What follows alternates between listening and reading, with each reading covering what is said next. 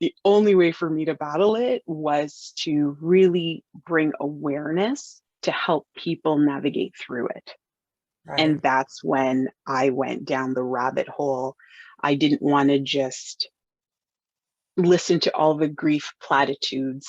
I didn't want to just hear grief from a religious perspective. I wanted to walk through it, like the grit of grief and the recovery and the healing and the freedom.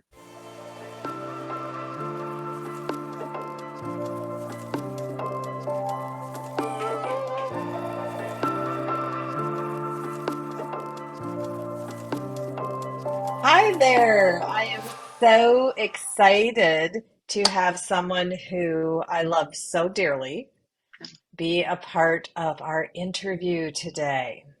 Geneva Livingstone is this beautiful, heart-centered. I tell her I just want to like sit in her lap and be coached all the time because she just has this just lovely space that she holds. She likes to be called Coach G. So that's generally how I'll call her. She is a graduate of the Confident Grief Coach School. And how she describes herself is that she's a different type of healing coach, specializing in helping women in leadership. That is like really cool. Speaks to me tenfold or more. But helping them overcome the constant trigger alarms that have, having experienced the excruciating pain of deep loss. She knows about deep loss. We know that there are so many people out there in the workforce and women in leadership that sometimes it feels like they might have to tamp it down a little bit. So I'm really anxious to hear from Coach G, what that looks like and some of the work that she's done. And her hope is for everyone who's listening to and who works with her is to learn to trust themselves with their own hearts and new emotions so that they cannot just move on, but instead lean into it and love forward. Yes. Love forward. Isn't that beautiful? I'm always loving forward. So, um, let's talk. Let's chat. So, she also, you'll see on the screen, she calls herself your fairy godmother of hope, Coach G. And let's just start out from the very beginning. So you and I met, was it in early 21? Yes. Okay. So let's chat a little bit about how we got connected and how you came to the school. Awesome. So what happened was I had just finished a master's grief certification, but I wanted a program. And like things always happen for me, magically you appeared in my world talking about your confident grief program. And I was like, finally, because having something solid step by step instead of people just getting on the phone and just talking and talking and talking like that talk therapy that you and I are not so excited about. It has a place, but we Right. want to see people go through a process, learn how to navigate their emotions, learn how to live in their now. And Yes. that's exactly what the Confident Grief program brought for me. That's so wonderful. I remember you came on I think I was doing a like little webinar or some kind of little thing, and you were on there along with another person who's been with us since the very beginning too. To date, we've had 20 people into the program, and it's still a fairly new program, but you were one of our groundbreaking members at the very beginning and have really helped me to shape the school and really lean into what is it that coaches, can really use for support to go out into this terrain of grief. So I thank you, and I'm always honored to be with you and have you a part of my tribe. Part of my tribe. Exactly. I love it. Yes. So you You have me have forever. done Yes, you have done some amazing stuff. So we're now in early 23, Yeah. right? So not even 2 years. We haven't really been gathered together for 2 years. I mean, a full 2 years, right? Yeah, So talk a little bit about you, whatever part of your story you want to share, and really what you have been up to. And then I'll ask you some questions as we go through that.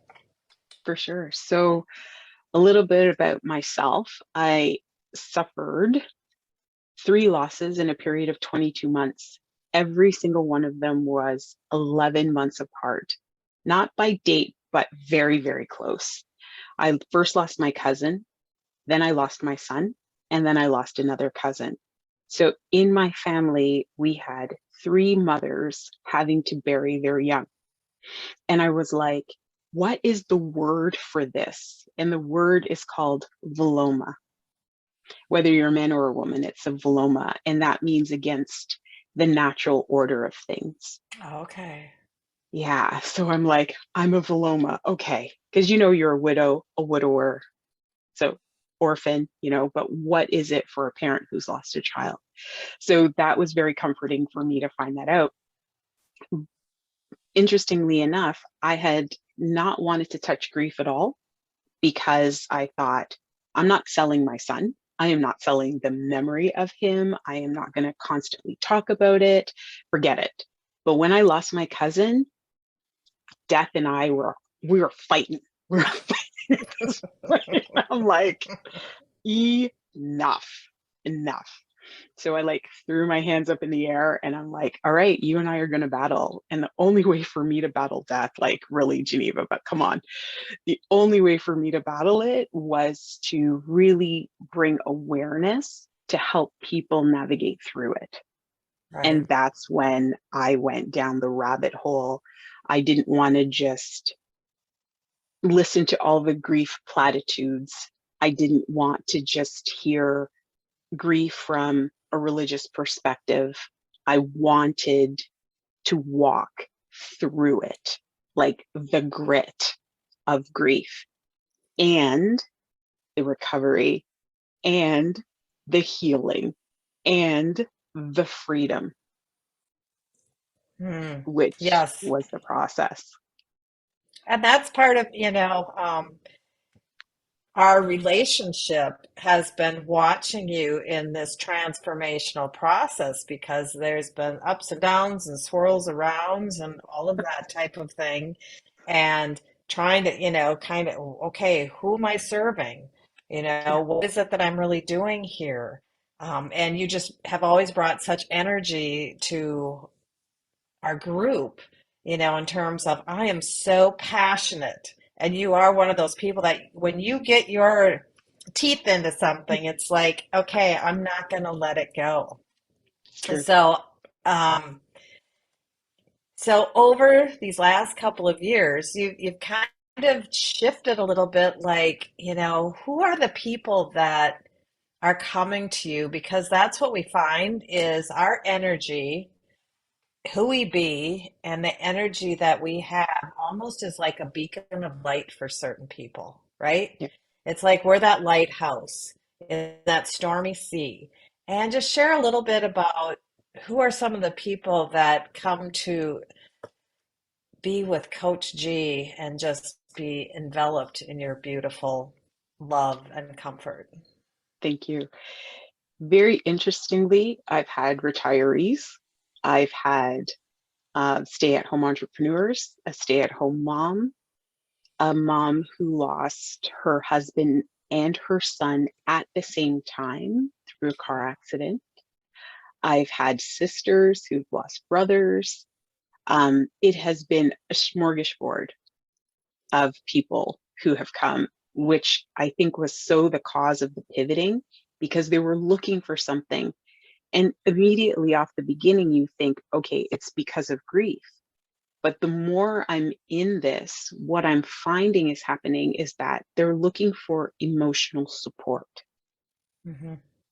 And that has changed everything because through the layers of grief, as we understand it, you might not have even lost somebody. Like two of my clients, well, parents, but that's not why they came to me. It was they lost pieces of themselves. And so Yeah. they had that reoccurring grief story in their mind over and over and over again. And I think because they know a little bit about me losing my own child at the age of 25, they're like, okay, maybe you can help me. Yeah, you get it. You get it. You know, you understand grief. But we know that everybody's grief is totally separate and different. You know, we've read and talked about the grieving brain, which I've now incorporated into, you know, the school, the certification program. Our grief is as unique as our fingerprints, right? And the one thing I love about you is you're always like finding that what's that unique piece for that person, that client, because we know that grief is there. Yeah. It could be the death of someone, but like you said, the death of pieces of ourselves. I just had an individual who reached out to me last week. He's an old coworker of mine, and we haven't seen each other. Gosh, I think I was 8 years now since I retired from that company. And he reached out to me in the blue because he saw my newsletter or whatever, and he said, "Pat, I had a stroke in November." Mm, And so we got on a call because he wants to use this for good, and he's recovering, he's doing well, but he said, "I didn't want to live. I didn't yeah. want to be a burden to my wife and my children." And now I have a whole different thinking process around that, and I want to make a difference for people and show them that, there is life after that kind of trauma to the body, the Yeah. psyche, the spiritual work, so yeah, let's talk about those different types of grief because you articulate this so well, all these different forms of grief. And I would just love to hear kind of how you see it and what you see. For sure. The one thing I really stand for is that grief is not just about the loss of a loved one, but it's the loss of anything that you deem important, anything that's important to you. Because in our space, people love to compare their grief stories. Who has it worse? The person who lost a pet that they've had for 17 years feels the pain of that loss. And just because it's a pet does not mean that it doesn't warrant support. That person doesn't warrant being listened to and going through that entire grief process. And so I Right. really, really stand for everybody has the right in their grief to be heard Hmm. because nobody wants to listen. 6 months, we're done. You're not Yep, over it yep, yet? yep. What? It's What? like, excuse me? Yeah, yeah. Like, gosh, Wow. 2 years later and you're still talking about this? And Yeah. still, we're uncomfortable. We don't want to have to, have that conversation. And so when you first came and we connected, you had something and you called it the death etiquette. Yes. Talk to us a little bit about death etiquette. Ooh, death etiquette came from sitting at my girlfriend's bar in her kitchen. And I had lost my son, and she's a very, very close friend to me. And she had lost her dad, her brother, and just recently her mom, who I knew and loved and adored. So we were just talking about the things that people say to us that they're like clueless with what they're saying. And so she's like, you do a video. I was like, you do a video. She's like, you do. And so I was like, okay, the day after my son's birthday, um, the first one I had to be without him. I couldn't do it on the day of. So I gave tips the next day. I was broken on his birthday. And I was like, Mom, what's going on? And she said, it's because you gave birth to him, you know? And so I went through just talking about the importance of asking the griever what they want. I know sometimes you'll see posts that say, don't ask us what we want. We don't know what we want. But that's not true for everybody. Instead of treating us like a child where you're making decisions for us, ask us what we need. Do I need space? Do I need you just to sit with me and not talk? Do I Right. need you to make me laugh? Like, it's the whole part of the building of the tribe that we Hmm. have in our curriculum. And I mean, like, so that's why I loved it when you had that in there. And I was like, yes, because nobody teaches death etiquette. Nobody teaches us how to really truly relate. What you get is a lot of grief platitudes. And Hmm. that's not good enough. We have to do better. And we can only do Yeah. better if somebody has a big mouth and says stuff. Yep. And okay, me too. Together we have a mission. We're Yes. here to, yes, it's a mission of, you know, that death is not a dirty word, Yeah. that this is a part of life, that there is certain things that are really powerful, certain ways of being that are very powerful that you can be for someone who is grieving a deep grief, Yeah. deep loss. And then there are other things like, yeah, don't do that. Please, please don't say that. Yeah. Don't minimize it. Don't tell them, "Oh, you're strong. You got this." Right? Um, Yeah. oh yes, he's in a better place. Yeah. Yeah. Maybe the griever believes that, but it's like, don't flip and tell me that. No, don't. You don't know. You're not in my shoes. And that's the thing that I think is just so important is there is no comparison. Our Yes. grief is just so unique to ourselves. But there are some commonalities, and that's how the Breathe program, Coaching Model for Grief, came to be, is because I saw commonalities among people who I would call successful grievers Hmm. versus failed grievers. Yeah. That they knew they could take it, and there was these commonalities of things that worked for them. And so Hmm. that's all we do, right? Is we share, here's some tools, here are some thoughts, but we're coaching. Yeah. And talk to me a little bit about, and our audience, about how you see what is coaching for you. Mm. It is being your cheerleader, whether I am on the sidelines cheering you through a successful day or moment that you had, or whether I am on the ground with you. It's me showing up for you how you need, but with the concept that we will always move 1 inch further today than yesterday. Yeah, yeah. Little forward movement. That's it. It doesn't have to be big. Yep. It could be an inch, it could be a millimeter, it could be, whatever that is, one little bit at a time, which is like so incredibly awesome. So you talked about tribe. So Mm, for you, when you look over, has your tribe changed from the time that your son mm, past to today? Has anything shifted with who's in your tribe or how they show up, the support that you mm. need? No, I think for me, because after I went through that moment of making that decision to get into coaching, you guys became part of my tribe, Okay. right? But my family has always been there. My friends have always been there. I've had a friend since grade one. I don't know how many people get to say that, but I've had a friend since grade one. And I was in the hospital and she literally just showed up with a coffee and looked at me. I had assistant managers that worked with me. I was their boss. They showed up for me.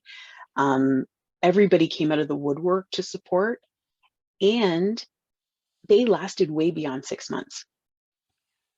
And I think part of it is because for me, my love language is quality time. It's not quantity time. So you and I could get together maybe once a year, But when we're together, it's like we never left each other. Right. And I don't rate our friendship on how often you reach out to me. It's when you are available to be, then you are. And that's how my people are. So I think that I'm different in that dynamic where other people require the constant attention. I just don't. It's not my personality. Right. And well, and I mean, Yeah. we talk about that, like the many faces of grief, Yep. and how we cope. I'm one that I cocoon in, right? I don't want people kind of like bothering me. I just want to, I'll reach out. If I need to reach out, I will reach out. But I kind of need to be in my own space. And there's just a couple of people that, I feel comfortable coming and being a part of that. And I think, a lot of times but our communities are so large, they all want to help, Yep. right? So how, for those that maybe, are not in that close inner circle, Hmm. right? The 2 to 3 people that, are right there. What advice would you give, a friend, maybe a family member that's not an immediate family member who is just as deeply grieving, as you may be because it's a significant loss for them. But what would you give, just some helpful tools as far as how to be a support to someone and, you know, finding out how best to support them? It comes in a few different ways. So we'll ring it with your intimate circle first, which you look at your best friend whose heart is probably going to be just as broken as yours. Hmm. However, your best friend is not the one who got the direct hit. So your best friend could be the person that shields your calls, because you will have everybody calling you out of the woodwork, asking you what happened, asking you for funeral arrangements, and doing all of that. So if you are a best friend to somebody who has just lost somebody, like they're at the hospital, they're at that time when they know they're coming to a close, it would be really great for you to sit down with your person and say, can I take the calls off of your plate?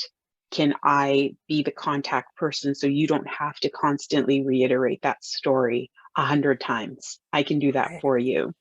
It offers such a beautiful protection so that that person and their family can grieve in peace.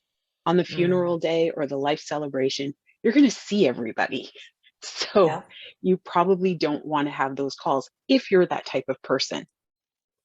Right. If you are a manager and it's been somebody on your team, yes, you send the flowers and stuff, but you ask the person, do you want us to call you and listen to what your person's saying to you? Because for my mom, she was like, I don't want phone calls. I will Hmm. give one person all of the information. Again, because everybody wants to know what happened, blah, blah, blah, blah, blah. And you relive it. And I think that that's the thing nobody understands is that every time we tell the story, we're back there. And that's not where we want to be. We want to just be in the Right. moment of what we're feeling. Right. So having that conversation with your boss or your manager sets the stage for your team, as well as when you're coming back into work. You need to have a conversation with your boss, or your manager needs to pull you aside and say, hey, listen, I know this is going to be a bit hard for you. Let's set up a word that you need. If you look at me and say butter, cream, coffee, I know you need to leave the floor for a moment. Exit Yeah, stage left, right? Yeah. exactly. Whether it's sit in my office in a chair and cry for a moment, get yourself together and go back out. It's hard, but we have to go back to work. And Hmm. sometimes some of us never return and we lose everything because of that. But if that's not your way, it wasn't mine. The best thing is to have that communication so that the team understands, because they want to support. You also have to show up at work and do your job to be paid. We have to, we have to show our face to the company. They can't Hmm. keep us and we're not doing our job, right? That's the Right. fact. It's a hard Right. reality. But if we have the communication happening, it allows for a moment you feel supported and nobody's like, oh, she's left again. She's left again, you know? So Right. I think depending on your circles, is how that support shows up for you. But I think the employee employer support is really, really important because we're off for what, 3 days and we're Yep. back. Yeah, we've talked about that. It's like, oh my gosh, when even if you've been preparing for, the loss and Yeah. it's that anticipatory grief, you know that, this is going to happen. I'll use my mom for an example. I mean, for years, she graduated hospice twice and was going back on for the third time when she finally died that night, and oh, I just lost where I was going with that. That's me. Geneva knows me. This is what happens. Um, so anyway, we'll get back to that. It was something about the It was about having to go back to work like right having to after, go even back to though you work. know. Yep, and how do you do that? We just can't 3 days. We're in, oh, that's what I was going is like in that acute phase, Yeah.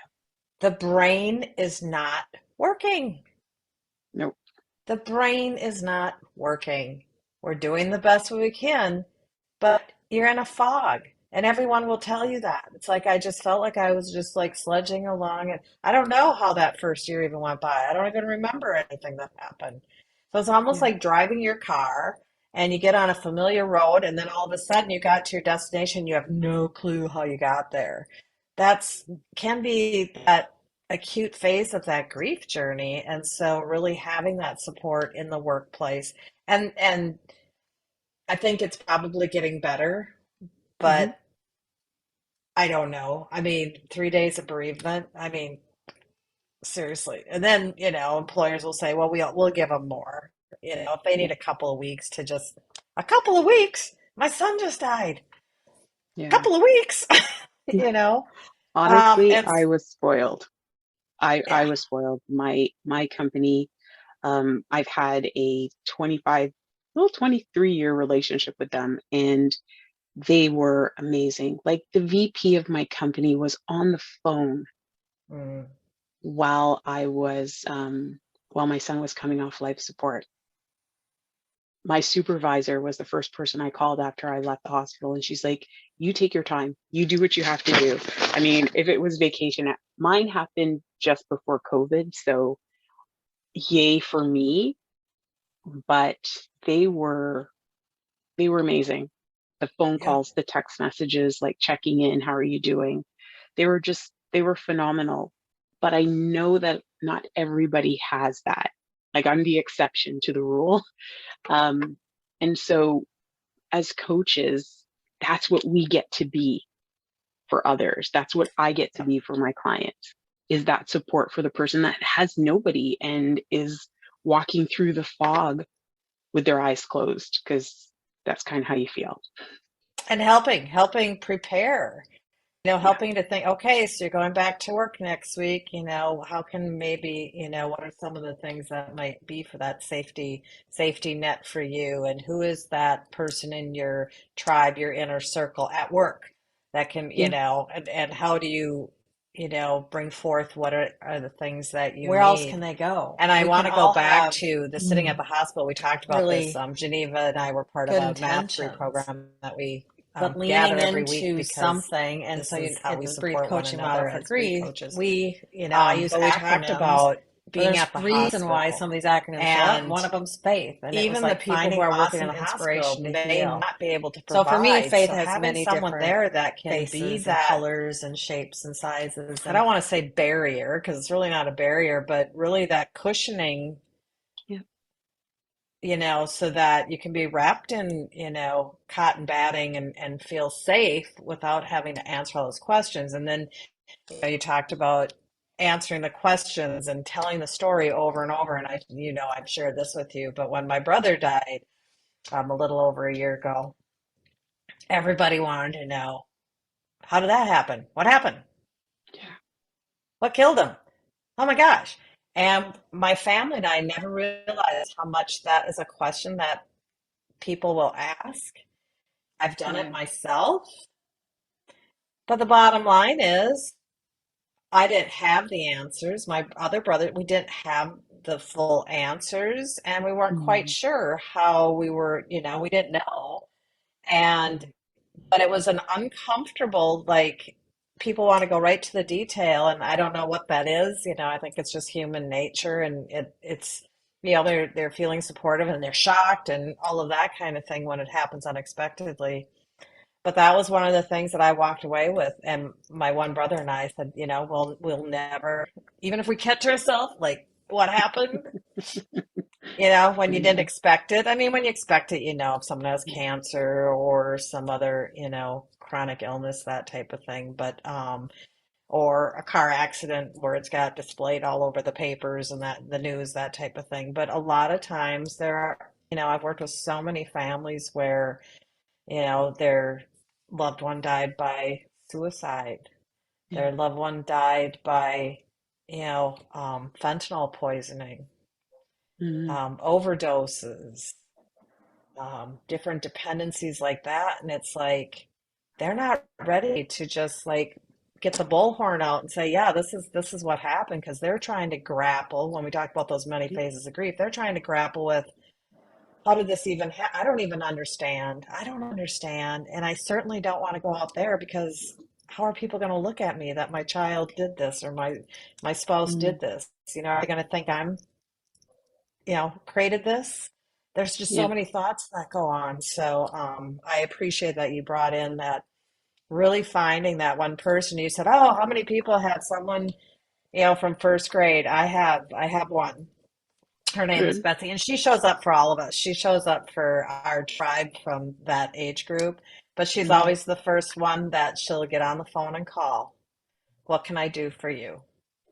When my brother died, she was the one making sure that she was helping to coordinate getting food for, the gathering that we're having and things like that. Always. And I feel comfortable with her. I trust her yeah. implicitly to be um, that spokesperson and that buffer. Yeah. Yeah. They're Yeah. so, so important. So important. But again, just ask us. Just ask. That's the biggest thing. And if somebody says to you, I don't know, then I think that it's important for you to let them know what you can offer. Because if they want things that you cannot do and you try to commit and you let that person down, they're grieving that too. It makes them feel even more alone Right. against the people that are supposed to be there to help and support. So if they say, hey, listen, I don't know, then you're like, if you're a mom who's lost her husband and you've got small children and somebody steps in and says, hey, listen, I'll take the kids to school Monday and Tuesday for you, or I'll pick them up from school, or I'll do dinner with them, you take some time, or Saturday I'll take the kids, you're making an offer. Then she can say yes or no. And Yeah. the other thing too is if we say no, please accept it. Yeah. Like, Yeah. It's okay. It's okay. Yeah. yeah, Yeah. it's not personal. It's not personal, but Right. everybody feels offended. Just, and there really Yeah. isn't a need. Then as the griever, you're trying to make other people feel okay when it's like, no, this doesn't, this, what about me? I'm the one in the middle of it. And I think that's such a key thing is yeah, when someone says no, thank you, accept it and know that that's not the end of going forward. Then you wait for the Mm, next opening. Maybe you check in a couple weeks. yeah, Okay, you've gone through all of that, so can I start picking up the kid? Can I help you? Would it be okay for me to take the kids and bring them to school for you? Would that be helpful for you? yeah. They may say no, and then it's like, is there anything that you think that might be helpful for you right now? Because I'm there to do it.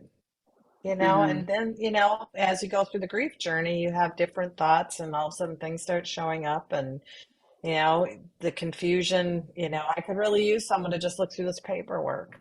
Just look through the Yeah, paperwork for me. I don't understand it, kind of yeah. thing. So, the other thing I wanted to talk to you about is because you are, um, a master, a queen, the fairy godmother.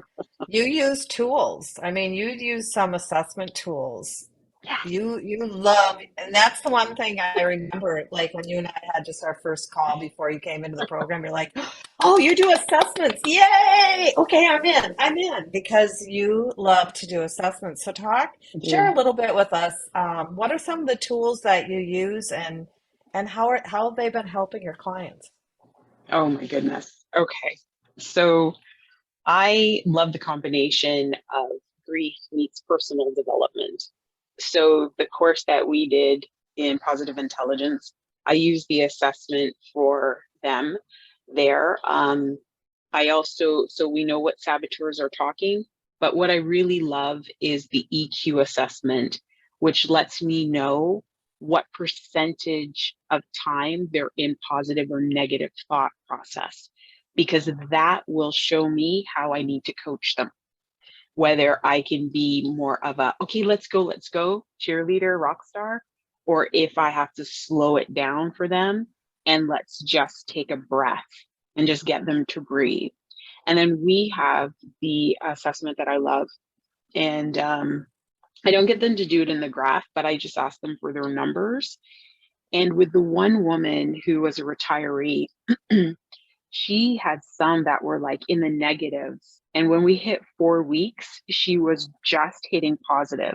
And by the time we were done in our 8 weeks, all of her markers were positive. The reason I love assessments is because I feel people need to have a baseline so that they know where they're headed from where they were.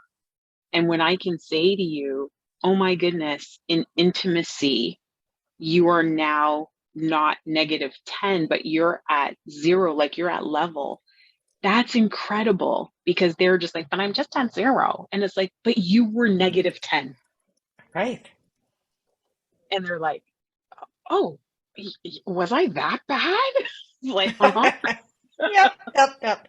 And that's what I love about it too, is that it's something that we can celebrate because as coaches, we're all about helping our clients feel empowered to Yes. live their lives, and not be dependent on us or other people, but that they can walk with their heads held high, like, I got this. I got it for today. I got it for this hour. I've got it for, the next 5 minutes.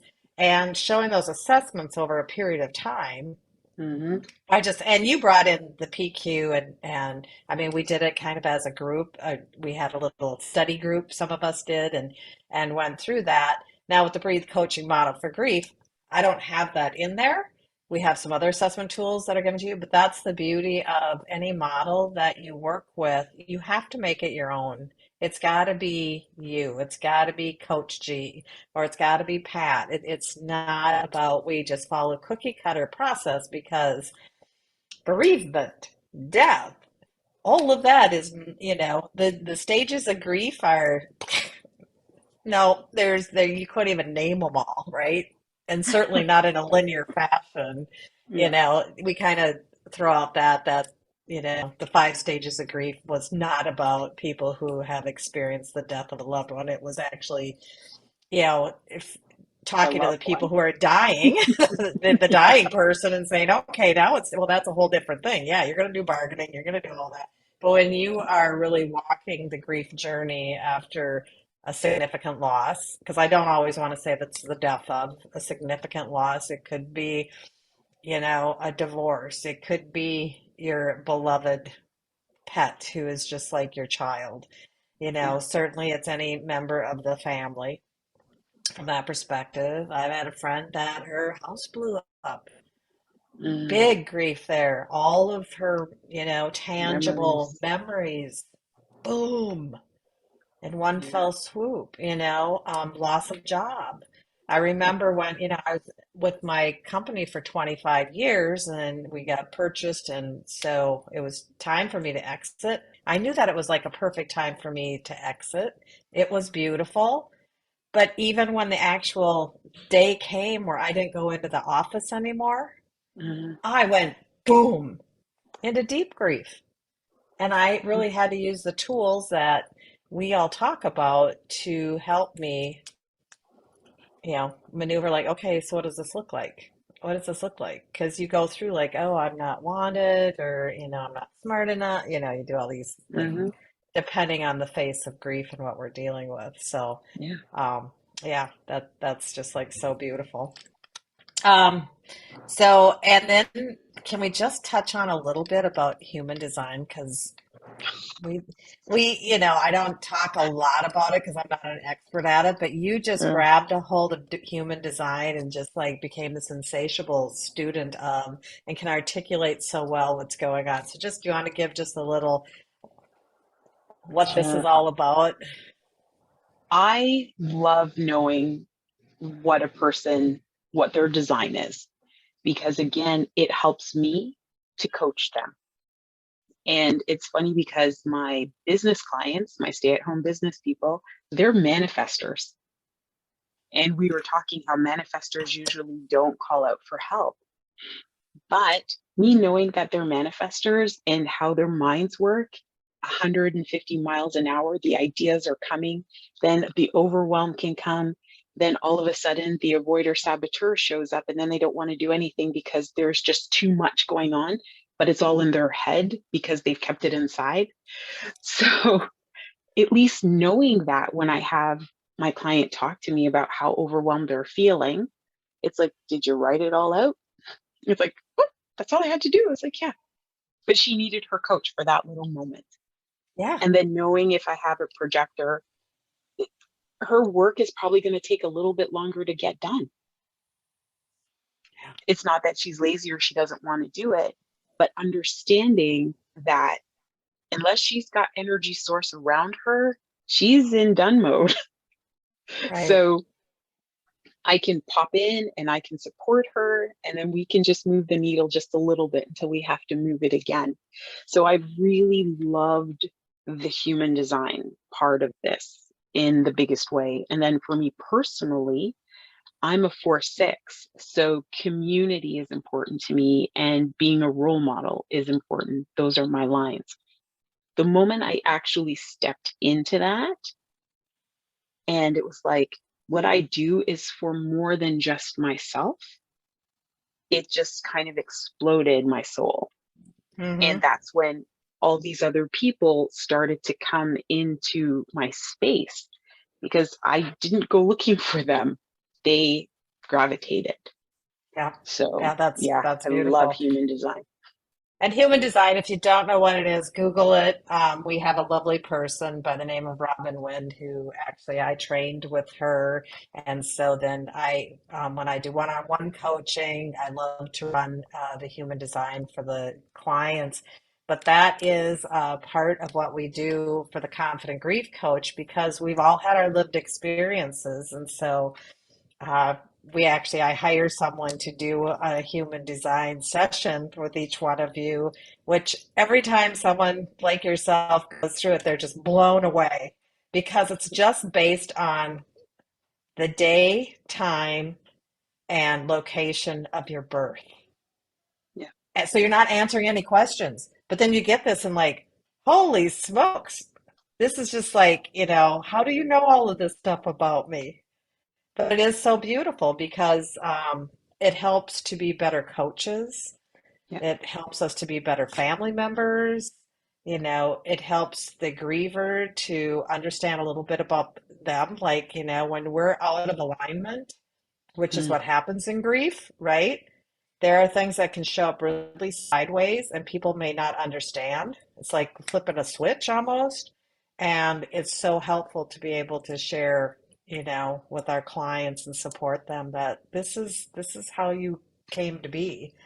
And once we get you back into that, alignment a little bit more with what we're doing and our conversations and the support and all of that in coaching, you're going to see that, the strengths are just going to show up so beautifully. So I do love that.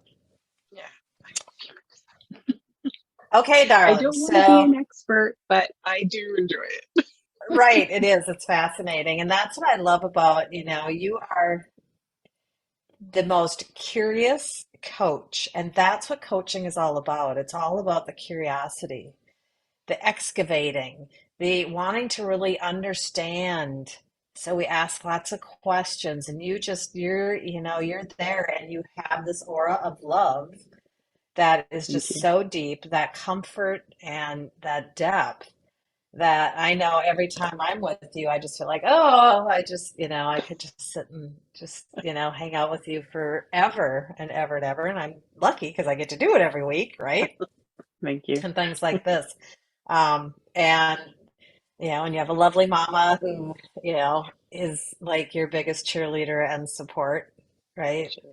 Mhm. She's got your back always, and that's the beauty of this. So we're getting about to time. Um, Tell me, what is one thing you want our listeners to walk away with? Whether they are working in an organization and a leader in an organization, whether they are the homemaker, whether they're an entrepreneur woman, whether they're friends of, family of, what is one thing that you say is, I just want to leave you with this? It'll be two. The Okay, first one cool. is that hope is the beautiful side of grief. Mm, That that needs to be a really big banner.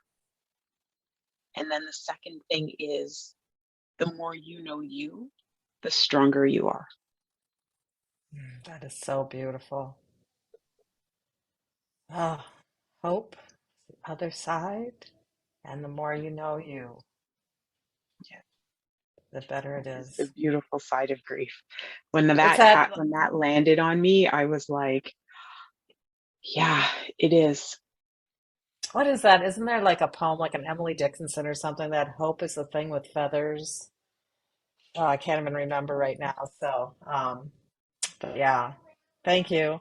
Um, I just got distracted by a little tiny being over here because this is what happens sometimes.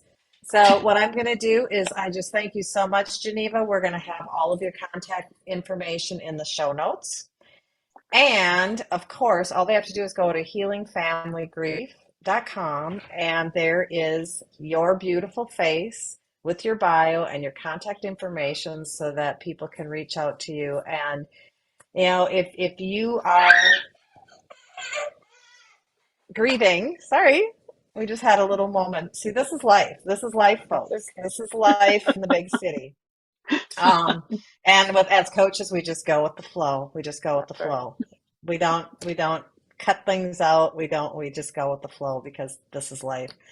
And of course, when many of us are working from home all the time, that's kind of even more so life. That's But true. I just want to say that if you are grieving and you're finding it hard to take that step forward, Coach G, honestly, just get on a call with her and just kind of talk through it. She's not pushy. She just is here to listen, and she can, you know, give you the space to make some decisions on your own, like where you want to go. But absolutely reach out to her. And as I said, all of her contact information will be in the show notes here and also on the website in the Find a Coach page. I love you so much, darling. Oh, Thank you. I I just, feel that way too. oh, so much, so much. I feel so good about this, and can't wait to talk to you very soon again. But go out Yeah. there and, fairy godmother, just sprinkle that fairy dust. Please sprinkle it, because our mission is to provide the accessible and transformative healing, which I know sometimes you don't like that word healing, but healing for grieving families throughout the world. Whatever healing is for you. We all have a different definition, but sprinkle your fairy dust, fairy godmother, and I just know that everybody's hearts are just going to light up because of that. So I love you. Thank you. Love you too. Appreciate you. Talk Bye. soon. Bye bye. Yes. Bye.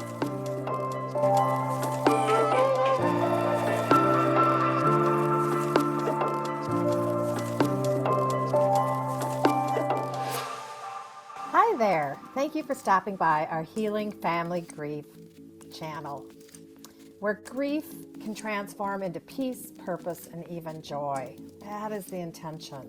So as host of the Healing Family Grief channel, my goal is to provide insight, inspiration, and hope for people who are grieving a deep loss, or for the people who want to provide support for those who are struggling on their grief journey. If you like what you hear, please like us, give us a thumbs up, and subscribe to our channel to hear more.